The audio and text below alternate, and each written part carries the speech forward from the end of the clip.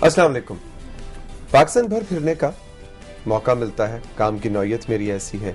बहुत से ऐसे यंगस्टर्स नज़र आते हैं, मिलते हैं, जिनसे मिल के दिल करता है कि यार ये तो लोगों तक बात पहुंचनी चाहिए, ये बंदा कर क्या रहा है, ये इतनी छोटी सी उम्र में, इतने यंग एज के अंदर इसके अंदर ऐसे जरासीम मौजूद हैं कि ये आगे चल के कोई बड़ा काम करेगा। फिर कुछ ऐसे यंगस्टर्स भी मिलते हैं कि जो इस यंग एज के अंदर ही कुछ ना कुछ अचीव कर रहे होते हैं, पैशनेट, दे आर फोकस्ड, और उनसे मिलके कुछ मैं भी बहुत कुछ सीखता हूँ। कई दफ़ा वो एनर्जी मिल रही होती है, कई दफ़ा वो फोकस जो हम लोग उम्र के साथ साथ फोकस शिफ्ट होना शुरू हो जाता है, तो वो फोकस मिल रहा होता है।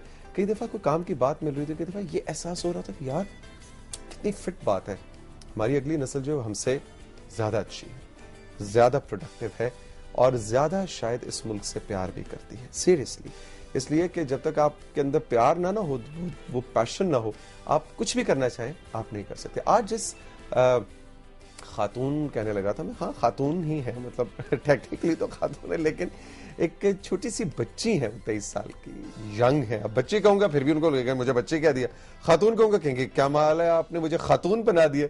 मतलब एक लड़की है 23 साल की जिससे आपको मैंने मिलवाना है। मुल्तान में रहती है, भोली भाली सी सीधी सादी सी लड़की है, लेकिन काम बड़े जबरदस्त करती है। इसने छोटी सी एज के अंदर ही एनवायरनमेंट के बारे में सोचना शुरू कर दिया, उसके बारे में अंग्रेजी अखबारात में लिखना शुरू कर दिया, और उसके बाद मुख्तलिफ कॉन्फ्रेंसेस में इसका रिसर्च पेपर, फिर इसको यंग इको हीरो अवार्ड भी मिला, फिर इसको जनाब कोई बड़ा कुछ मिला, स्टार लॉरिएट 2006 का भी कोई इनको अवार्ड मिला है। फिर सदर पाकिस्तान की तरफ से इनको जनाब क्या मिला है, प्रेसिडेंशियल अवार्ड एजाज सबकत, फिर फातिमा जिन्ना मेमोरियल गोल्ड मेडल। लेकिन ये अवार्ड्स बताने का मतलब ये नहीं कि आप इंप्रेस हो जाए, असल चीज वो है जो ये बच्ची काम कर रही है, एनवायरनमेंट से रिलेटेड, एनवायरनमेंट के इश्यूज से रिलेटेड लिखती भी है, बोलती भी है। मुल्तान में खास तौर पे यूथ के हवाले से और पानी और यूथ के हवाले से इनका बहुत सा काम है। हाई कोर्ट तक की बच्ची चली गई एनवायरनमेंट के चक्कर में। इसके ऊपर केस नहीं हुआ था, इसने केस किया था, वो भी डिटेल इनसे पूछेंगे। फिर उसके अलावा जनाब इन्होंने स्कूलों के वाटर टैंक से सैंपल्स इकट्ठे करवा के पानी गिराने का, जी चेक करें बच्चों को क्या पानी मिल रहा है, उसके ऊपर शोर मच गया। फिर अभी इन्होंने कुछ अर्सा पहले एक ये एबीसी ऑफ एनवायरनमेंट के हवाले से इतनी खूबसूरत इलस्ट्रेटेड किताब भी लिख डाली, जिसके ऊपर नेशनल बुक फाउंडेशन की तरफ से इनको इनाम भी मिला, अवार्ड भी मिला। Very passionate, really bright Rafia Saleem. Good morning, अस्सलाम वालेकुम। गुड मॉर्निंग एंड वेरी वालेकुम अस्सलाम। बड़ी सी उम्र में 23 साल का इतना लंबा सफर में तुमने इतना थोड़ा सा काम किया। ओके, आज तक ये कॉम्प्लीमेंट था, आज के बाद शायद कुछ और हो जाए, है ना? कितनी बुरी बात है, वाकई बहुत बुरी। इसीलिए मैंने तुम्हें अपने शो में बुलाया। Really? बिल्कुल। इसका मतलब मैं डांटूं कि ये क्या तुमने इतनी 23 साल में तो इंसान पता नहीं क्या कुछ किया, तुमने कुछ भी नहीं किया। इसका मतलब है ऐसी बुरी बातें और भी बहुत सारे लोग कर ले तो आप बुला लेंगे। बिल्कुल, ऐसे लोगों को ही तो मैं बुलाता हूँ। अच्छा जनाब, माशाल्लाह तुमने इतना कुछ किया है और इतना डाइवर्सिफाइड किस्म का काम है जी। उसको हम थोड़ा थोड़ा करके जल्दी जल्दी लेके चलेंगे और बात को आगे बढ़ाते जाएंगे। लेकिन एक चीज मैं बताना भूल गया था कि कर ये सीए कर रही है, हाँ जी, चार्टर्ड ऑफ अकाउंटेंट कर रही हैं, जो कि बिल्कुल फर्क फील्ड है, उस पर भी हम बात करेंगे। मुझे बताओ कि वहां से शुरू करते हैं, जब 16 साल की उम्र में तुमने एक वर्बल एक रिसर्च पेपर पेश किया था एक कॉन्फ्रेंस के अंदर, और बड़े तुम्हारी वाहवाही हुई थी, उसके बाद तुम्हें यंग हीरो एक अवार्ड मिला था। वो रिसर्च पेपर था यूथ एंड वाटर। yes. कहां से दिमाग में तुम्हारी बात गई? असल में स्टोरी शुरू करनी चाहिए डॉन यंग वर्ल्ड से। I started writing for Dawn young world when I was in 8th class, और इंस्पिरेशन वहीं से आई। एनवायरमेंटल इश्यूज पर भी लिखना मैंने वहाँ से शुरू किया, लेकिन वो तो ओकेजनली कभी एक आर्टिकल लिख लिया 6 मंथ्स में, या कोई छोटा सा लेटर आपने कंट्रीब्यूट कर दिया, एंड दैट्स इट। मैं सोचती थी कि ये इशू बहुत सीरियस है और इस पर बहुत सारा काम करने की ज़रूरत है, पर्टिकुलरली जो इस इशू के इफेक्ट यूथ पर आने वाले दिनों में, लेकिन कोई प्लेटफॉर्म नहीं मिल पा रहा था।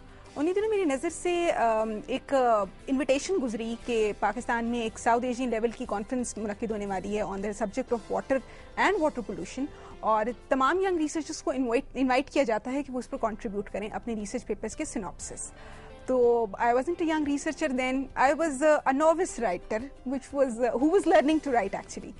तो मैंने सोचा कि ट्राई करने में क्या हर्ज है, सिनॉप्सिस भेजा और जो उसकी डेडलाइन लिखी हुई थी कि जब तक सारे के सारे कंट्रीब्यूटर्स को जवाब मिल जाएगा कि उनके रिसर्च पेपर्स एक्सेप्ट किए जाने हैं या नहीं, वो डेडलाइन भी गुजर गई।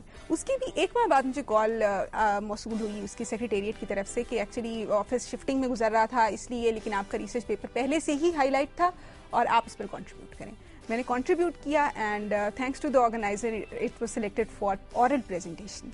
मुझे 15 मिनट्स मिले उस कॉन्फ्रेंस में बोलने के लिए और वहाँ 70 ममालिक से डेलीगेट्स आए हुए थे उसमें पार्टिसिपेट करने के लिए। I was declared the youngest paper presenter ever. और क्या 16 साल की थी? 16 साल की थी। कांपी थी थोड़ी सी कि क्या? No, not at all, I was very confident. इसी तरह थी जैसे ये अभी? वो इससे कहीं ज्यादा। अच्छा। क्योंकि अब शायद थोड़ा सा रिजर्वेशन आ गया है।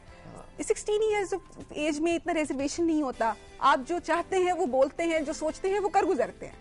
बड़े होने के साथ साथ रिजर्वेशंस, डाउट्स और वसवसे, ये सोचूंगी तो वो क्या कहेगा, ये वाली बातें ज्यादा आना शुरू हो जाती हैं। तो उस वक्त confidence was at its peak. और मुझे अच्छी तरह याद है कि वहाँ पे लोग, मुझे एक लेडी मिली कॉन्फ्रेंस में, तो वो कहती है कि तुम वापस जाकर एक दुआ करना है। मैंने कहा वो क्या? कहती है आप दुआ करना कि मेरे बच्चे आप जैसे हो। मैंने कहा मैं दुआ तो कर लूँ, लेकिन अल्लाह करे मेरे पेरेंट्स भी यही कहें कि वाकई ये एक दुआ है। एग्जैक्टली। और वो खातून किस मुल्क से? वो she was from Bangladesh. Bangladesh. और अच्छा, अब मुझे राफिया जल्दी से, क्योंकि बहुत सारी बातें करी, मुख्तसर मुझे उस रिसर्च पेपर का सिनॉप्सिस दो। उस रिसर्च पेपर का सिनॉप्सिस, वाटर एंड यूथ, क्या मतलब? उस रिसर्च पेपर का सिनॉप्सिस ये था कि बेसिकली हमने उसको 2 हिस्सों में डिवाइड किया था कि अर्बन यूथ पर वाटर पोल्यूशन क्या असर डाल रही है और रूरल यूथ पर वाटर पोल्यूशन क्या असर डाल रही है। इसके बाद उन पर्टिकुलर इशूज को डिस्कस करने के बाद उसकी रिकमेंडेशंस निकाली, मुख्तलिफ किस्म के न्यूज़पेपर से हवाले ढूंढे, कुछ रिसर्च पेपर्स जो ऑलरेडी इस इशू पर आ चुके थे इंटरनेशनल लेवल पर, क्योंकि पाकिस्तान में तो वाटर एंड यूथ का लिंक तलाश करने की कोशिश ही कभी नहीं की गई। क्योंकि आज तक तो आप देखें ना कि जो ओल्डर सेक्शन ऑफ सोसाइटी है, अभी तक उसका लिंक भी प्रॉपरली स्टेब्लिश नहीं किया गया वाटर पोल्यूशन के साथ, और यूथ तो बहुत दूर की बात है। तो उसका लिंक तलाश किया, सब कुछ किया। रिकमेंडेशंस एक पर्टिकुलर हाईलाइट थी उस रिसर्च पेपर की, क्योंकि मसला हाईलाइट कर देना तो मेरे लिए एक मतलब आर्टिकल कंट्रीब्यूट करने से भी तो मसला हाईलाइट हो रहा था ना, लेकिन हाईलाइट होने से वो हो नहीं पा रहा था जो मैं करना चाह रही थी, सोल्यूशन ओरिएंटेड। तो वो रिकमेंडेशन मुझे लगा कि एक प्लेटफॉर्म है, बोलूं तो शायद बात बन जाए। तो अगर बात नहीं भी बनेगी तो एक बार जो मैं सोच रही हूँ उसको बोल तो डालूं ना। क्या बोला फिर? वो सब बोला जो उसमें लिखा था। मतलब रिकमेंडेशन, इसके बाद जो ऑरल प्रेजेंटेशन क्या रिकमेंडेशन आसान उर्दू। हाँ, इसका आसान उर्दू में ये था कि सबसे पहले तो ये कि तमाम के तमाम जो हमारे निसाब चल रहे हैं इस वक्त गवर्नमेंट स्कूल्स में भी और इंग्लिश स्कूल्स में भी, इसमें इन्वायरमेंटल पोल्यूशन को लाजमी कर, इन्वायरमेंटल डिग्रेडेशन से रिलेटेड इशूज़ जो हैं उन पर एक बुकलेट इंट्रोड्यूस कराया जाए और तमाम क्लासेस में उसको लगवाया जाए, और वो ऑप्शनल सब्जेक्ट ना रखें, उसको एक मतलब कंपल्सरी सब्जेक्ट के तौर पर इंट्रोड्यूस कराएं। इसके बाद टीचर्स को ट्रेन करें, उन्हें बताएं कि कैसे वो बच्चों को वो सब्जेक्ट अच्छे तरीके से पढ़ा सकती हैं। कम्युनिटी बेस्ड ऑर्गेनाइजेशंस को इनकरेज करें और कोशिश करें कि जो बच्चे कम्युनिटी बेस्ड ऐसी ऑर्गेनाइजेशंस बनाते हैं उनको स्कूल में एक्स्ट्रा पॉइंट्स दिए जाएं ताकि वो भी उस पर ज़्यादा फोकस रहें और काम करना चाहिए। एनवायरनमेंट इसलिए कि नेचर से बहुत प्यार था, और जिस तरह का नेचर हमेशा सोचा कि natural world is so beautiful, लेकिन रियलिटी में वैसा देख नहीं पाए, तो सोचा कि हम तो वैसा नहीं देख पाए, शायद हमारी गलतियां थी या हमारे फोर फादर्स की गलतियां थी, तो आने वाले बच्चों को इससे महरूम नहीं होना चाहिए। तो थोड़ी सी एफर्ट अपने हिस्से की करके देखते हैं, शायद आने वाले लोग एक बेहतर जिंदगी और बेहतर माहौल एंजॉय कर सकें। इसलिए नेचर जो आपने मुल्तान सिटी के 2 स्कूल्स के वाटर टैंक्स के ऊपर काम किया, मतलब उनके ऊपर काम नहीं किया, उनके सैंपल्स भिजवाए, वो जरा कहानी सुनाओ और उसके बाद क्या हुआ? बस एक्चुअली उस वक्त हुआ ये था कि WWF प्रोजेक्ट प्रपोजल्स सॉलिसिट कर रहा था सारे पाकिस्तान से। तो मेरे ज़हन में आइडिया ये बहुत अरसे से था, क्योंकि मैं I hail from a government school, मैंने अपनी मैट्रिकुलेशन गवर्नमेंट स्कूल से की, इसके बाद मेरी कॉलेज एजुकेशन भी गवर्नमेंट इंस्टीट्यूशन से हुई। तो मुझे लगा कि प्राइवेट स्कूल्स में समहाउ और द अदर एक प्रिविलेज्ड घराने के बच्चे आते हैं और उनके पेरेंट्स बड़े पर्टिकुलर हैं कि जी हमारे बच्चों के साथ ऐसा ना हो और वैसा ना हो। गवर्नमेंट स्कूल में कोई डिफ्रेंशिएशन नहीं है, ठीक है, वहाँ कॉमन मैन का बच्चा पढ़ता है, शायद इसलिए अथॉरिटीज़ कभी उस तरफ गौर भी नहीं करती कि वहाँ क्या हो रहा है और क्या नहीं। तो मैंने सोचा कि अगर काम कभी किया एनवायरनमेंट के इशू पर और इनिशिएटिव लेने का सोचा, प्रैक्टिकल फील्ड में आके, क्योंकि इससे पहले तो सिर्फ रिसर्च ओरिएंटेड लिख लिया और दैट्स इट, एक दो सेमिनार्स में जाके अखबार में छप गए, दैट्स इट, एक दो लोगों ने पढ़ लिया, नहीं पढ़ा, इस तरह वाली बात थी। लेकिन जब प्रैक्टिकल इनिशिएटिव की बात आएगी तो मैं हमेशा गवर्नमेंट स्कूल्स को टारगेट करना शुरू करूंगी। अच्छा, अब उसके लिए मैंने पूरा रिसर्च किया, क्योंकि वो चाह रहे थे कि आप स्कूल्स पर्टिकुलरली आइडेंटिफाई करके भेजें जिनके लिए आपको ग्रांट दी जाए और ये सब किया जाए। तो वो फिर मैंने स्कूल्स को पिक करना शुरू किया ना, कोशिश की कि वो स्कूल्स चुने जाएं जो जिनमें सबसे ज़्यादा पॉपुलेशन इस वक्त अर्बन पॉपुलेशन मुल्तान की पढ़ रही है, क्योंकि रूरल तक अगर स्कोप बढ़ा देती तो वो शायद फोकस की वजह से थोड़ा सा इशू भी हो जाता है, क्योंकि फिर एजुकेशन को साथ चलाना थोड़ा सा प्रॉब्लमेटिक हो जाता है। तो मैं इतना फैलाना नहीं चाह रही थी जिसको समेटना मुश्किल हो जाए, तो कोशिश किया कि चंद एक मेन अर्बन स्कूल्स को देख लिया जाए। मेन अर्बन स्कूल्स को पिक किया तो उनके वाटर सैंपल्स लिए। वाटर सैंपल्स लिए मुझे बड़ा अफसोस हुआ कि मुल्तान में कोई लेबॉर्ट्री, सोफिस्टिकेटेड लेबॉर्ट्री नहीं थी जो उसको टेस्ट करती। तो मेरे फादर का अक्सर अपने काम के सिलसिले में इस्लामाबाद आना जाना रहता है, तो हमने पाकी पीए की लेबॉर्ट्री में उन सैंपल्स को टेस्ट कराया। तो उनका टेस्टिंग रिजल्ट ये आया कि ये high level coliform bacteria is present in this water and it is absolutely unfit for human consumption. Unfit for human consumption. और ये कितने स्कूल्स थे मुल्तान के? ये मुल्तान के 3 स्कूल्स के बारे में से रिपोर्ट आई थी और 3 ही सैंपल्स मैंने भेजे थे। 3 सैंपल्स भेजे और तीनों अनफिट थे और तीनों सरकारी स्कूल? तीनों सरकारी स्कूल थे। फिर क्या हुआ? इसके बाद जी मैं तो बेसिकली प्रोजेक्ट प्रपोजल के पॉइंट ऑफ व्यू से इसको देख रही थी। प्रोजेक्ट प्रपोजल बनाया, प्रोजेक्ट प्रपोजल गया और बहुत खामोशी छा गई, क्योंकि मुझे लग रहा था कि शायद it would become a hit, लेकिन नहीं हुआ। बहुत बाद में जब उनके प्रोजेक्ट डायरेक्टर से मेरी बात हुई तो वो कहते हैं कि just because of your age हमने इस प्रोजेक्ट को आगे नहीं चलाया कि इस लड़की का तो अभी आईडी कार्ड ही नहीं है, इसको हम ग्रांट कैसे दें।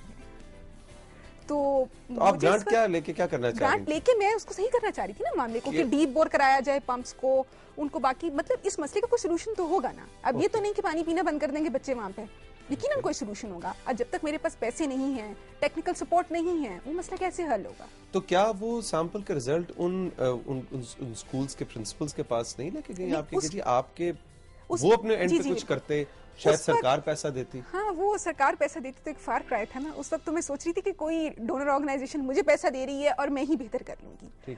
किया, लेकिन इससे कोई जवाब नहीं आया। जब मैं बहुत मायूस हुई तो फिर सोचा कि चलिए अब एजुकेशन डिपार्टमेंट से बात करके देखते हैं। जब एजुकेशन डिपार्टमेंट को खत लिखा तो कोई जवाब नहीं आया। तो प्रेस, मुझे हमेशा से लगता था कि प्रिंट मीडिया एक बहुत स्ट्रॉन्ग मीडियम है और अगर मैं कुछ भी प्रिंट मीडिया की सपोर्ट से करना चाहूँ तो बहुत आगे तक बात जाएगी। मेरे वैसे भी जो सारे न्यूज़पेपर्स मुल्तान के लोकल्स हैं वो मुझे जानते थे, तो मैंने सब में प्रेस रिलीजेस कहा कि आप लोग रेगुलरली लगाएं 1 माह तक।